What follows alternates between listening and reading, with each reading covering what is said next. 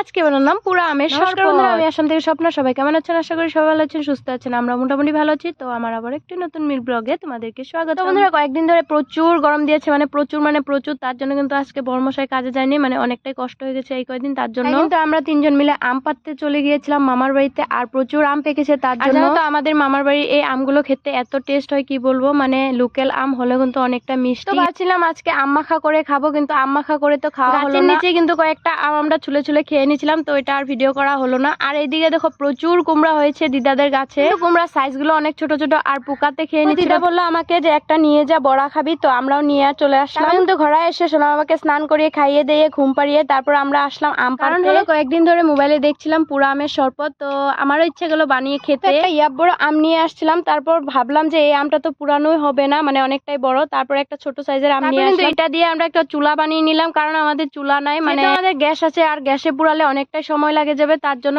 কিন্তু বর্মশাই এদিকে এটা দিয়ে বানিয়ে দিল। আর এখানে দেখো আমটা পুরানো হয়ে গেল। কিন্তু যতক্ষণে বর্মশাই আমটা পুরাচ্ছিল ওইদিকে আমি কিন্তু কাপড় কয়েকটা ধুয়ে নিলাম। তারপর এদিকে বর্মশাই এসে বললো যে হয়ে গেছে, এখন তুমি নিয়ে যাও, কি করবে করো। তারপর কিন্তু আমি পুরো আমটাকে ভালো করে ধুয়ে নিয়ে তারপরে ছাড়াচ্ছিলাম। আর এত গরম কি বলবো, ধরতেই পারছিলাম না। যখন অল্প ঠান্ডা হলো তারপর জলে অল্প আমি কচলে বের করে নিয়েছিলাম, আমের আটিটা ফেলে দিয়েছিলাম। তারপর কিন্তু ওই জলে আমি লেবুর রস, পুদিনা পাতা, নুন আর চিনি দিয়ে ভালো করে আমি শরবতটা বানিয়ে নিলাম। শরবতে কিন্তু একটা জিনিস দিতে ভুলে গেছি, একটা না মানে দুটো, যেহেতু এই প্রথম বানালাম তাই, তো নেক্সট বার দেবো। বন্ধুরা, সেই জিনিস দুটো হলো বিট লবণ আর হলো পুরা শুকনো লঙ্কা। তো এগুলো দিলে হয়তো আরো ভালো লাগতো, খেতে কিন্তু ভালোই হয়েছিল। যাই হোক, অনেক দিনের ইচ্ছা ছিল কাঁচা আম পুড়ে তারপর শরবত বানিয়ে খাবো, তো আজকে খেলাম, ভালোই লেগেছে, অতটা কিন্তু খারাপ লাগে না। এটা কিন্তু শুধু আমি আর আমার বড়মশাই খাইনি, অনেকেই খেয়েছে। তো আমাদের বাড়িতে ভাস্তিরা ছিল, ওরাও খেয়েছে। আজকে মিনি ব্লগটা এই পর্যন্ত, টাটা।